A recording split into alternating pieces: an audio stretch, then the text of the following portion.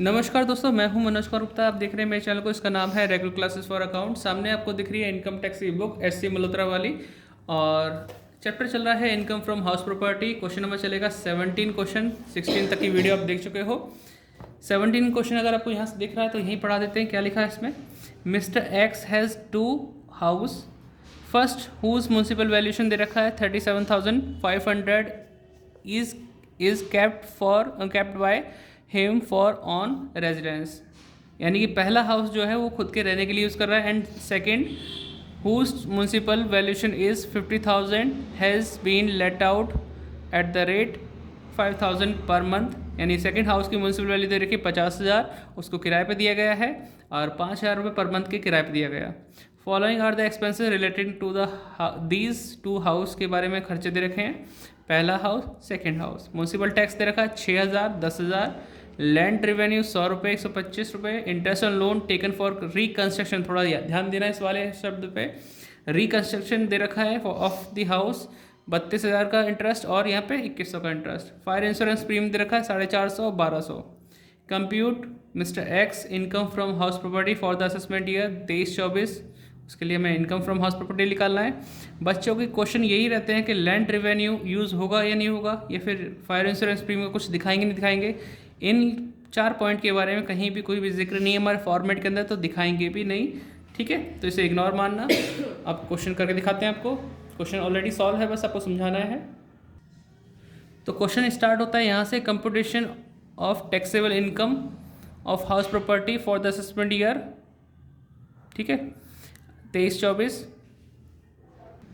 थोड़ा सा चेंजेस कर दिया हमने यहाँ पे। Computation of taxable income from house property for the assessment year 2023-24।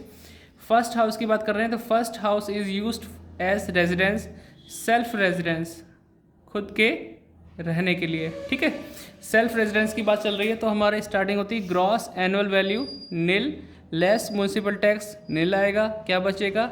Annual value, वो भी नील। जिस मकान में हम खुद रहते हैं वहाँ पे कोई हमें किराया वगैरह नहीं मिलता, इसलिए ये सब चीज़ नील रहती हैं। आगे बढ़ेंगे एनुअल वैल्यू नील लिखते हुए। यहाँ पे वही चीज़ नील फॉरवर्ड कर ली हमने, नील लिख दिया। लेस डिडक्शन अंडर सेक्शन 24, पहला 30% ऑफ एनुअल वैल्यू। नील का अगर 30% निकालेंगे तो भी नील आएगा। ठीक है, इंटरेस्ट और लोन दे रखा है इस हाउस के लिए, फर्स्ट हाउस के लिए 32,000, लेकिन 32,000 की डिडक्शन नहीं मिलती, डिडक्शन होगी आपकी 30,000। आपके मन में ये सवाल आएगा, भाई यहाँ पे 30,000 क्यों लिखा? तो बता दूं भैया, यहाँ पे जो बुक है इसके अंदर पेज नंबर 184 पे कुछ नियम दिए गए हुए हैं खुद के रहने वाले पोर्शन के बारे में, जिस मकान में हम खुद रहते हैं उसके लिए। 3 पॉइंट है, 1, 2, 3, थोड़ा ध्यान देना है इन पॉइंट पे। अगर हमने लोन लिया है और उसका interest, where such property has been acquired, constructed, repaired, renewed, और 5th पॉइंट है reconstructed with the capital borrowed on before 31 March 1999। Maximum deduction कितनी होगी इंटरेस्ट के लिए? 30,000।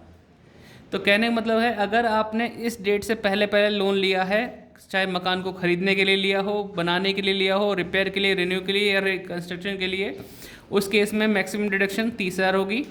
अगर इस डेट के बाद लोन लिया है, उसके बारे में बोला गया, अगर बाद में लोन लिया है लेकिन रिपेयर, रिन्यूड और रिकंस्ट्रक्शन के लिए लिया है इस डेट के बाद, तो भी लिमिट वही रहेगी 30,000। तो हमारे उस क्वेश्चन के अंदर कोई भी डेट टाइम नहीं दे रखा था, लेकिन ये लिखा था कि रिकंस्ट्रक्शन के लिए लोन लिया है, उसका इंटरेस्ट मैक्सिमम डिडक्शन कितनी होगी? 30,000, चाहे हम पहले मान लें या बाद का मान लें। लेकिन अगर बाद वाली डेट होती, सिर्फ एक्वायर्ड और कंस्ट्रक्शन के लिए लिया होता, तो लोन की लिमिट होती इंटरेस्ट के लिए 2 लाख की लिमिट होती है। मैक्सिमम डिडक्शन कितना ले सकते थे हम? 2 लाख, अगर मकान को ख़रीदने और बनाने के लिए। तो ये चीज़ ध्यान रखना कि वो लोन का यूज़ पर्पस क्या है, किस बात के लिए लोन लिया गया है, जिसका इंटरेस्ट में शो कर रखा है। अगर वो रिकंस्ट्रक्शन है, रिन्यूड है, रिपेयर है, तो मैक्सिमम डिडक्शन 30,000 आएगी, चाहे कितनी भी अमाउंट सामने क्यों ना दिख रही हो। ध्यान रखना इन चीज़ों के बारे में। 184 पे लिखा हुआ है, चाहो तो इस वीडियो को पॉज करके स्क्रीनशॉट ले लो, आगे काम आएगा।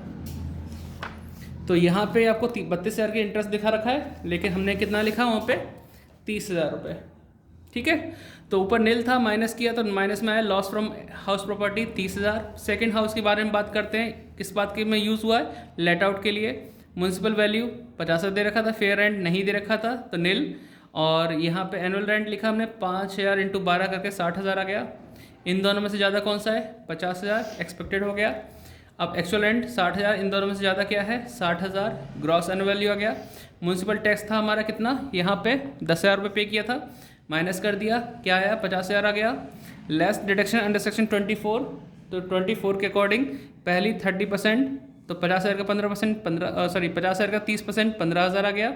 इंटरेस्ट लोन 2100 दे रखा था। यहाँ कोई लिमिट नहीं होती क्योंकि ये किराए पे दे रखा है, ठीक है। यहाँ कितना भी इंटरेस्ट हो चल जाएगा कम, लेकिन जिस हाउस में हम खुद रह रहे हैं वहाँ पे या तो 30,000 या फिर 2 लाख, यहीं तक की लिमिट होती है।